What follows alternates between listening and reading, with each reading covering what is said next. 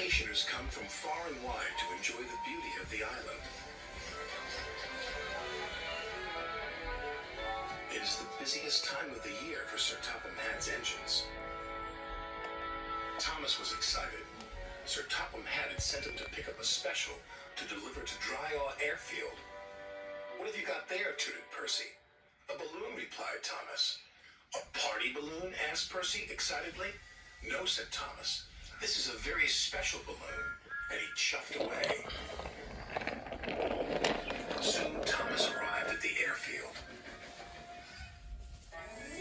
And hot air was puffed into the balloon.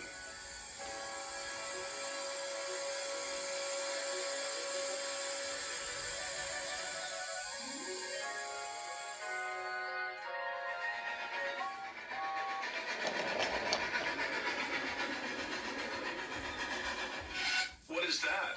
huffed James. "A hot air balloon," said Thomas. "It will take vacationers on rides around the island." "Taking vacationers on rides around the island is our job," wheezed James jealously. Then, as if by magic, the hot air balloon rose silently up into the sky.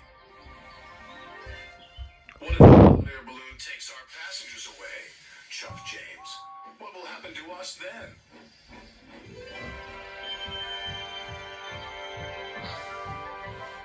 This made Thomas worry. Suddenly, he wasn't so excited about the balloon. The balloon could be seen by everyone on the island of Sodor.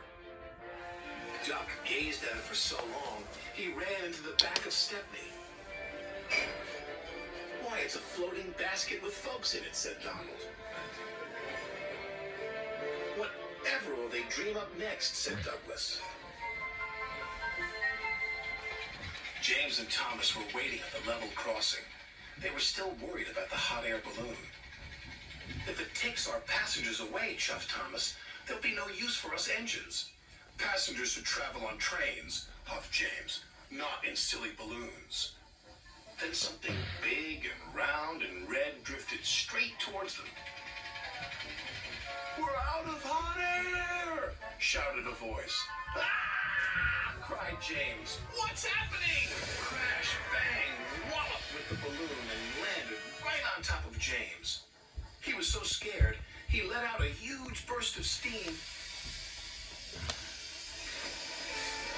which blew the balloon up again. The balloon rose into the air once more. "Well done, James," called his driver. "Your hot air did the trick." "Oh, no, James," cried Thomas. "You saved the hot air balloon." "I didn't mean to," groaned James. "Now it's sure to take our passengers."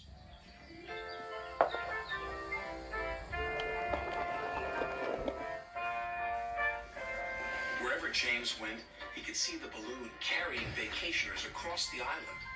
He felt he should be taking those passengers. Rails are better than hot air any day. James arrived back at the station. There were lots of people on the platform. Sir Topham Hatt was waiting too. "Well done, James. But now the passengers will ride in the hot air balloon." Sir Topham Hatt laughed. "You're right, James," he said. "But they will need a ride home in a train." James was delighted. Sir Topham Hatt was right. The engines were busier than ever, taking vacationers to and from the airfield. Whenever James sees the red balloon, he whistles and toots. And sometimes when he's asleep at night, James dreams he can fly too, just like the red balloon.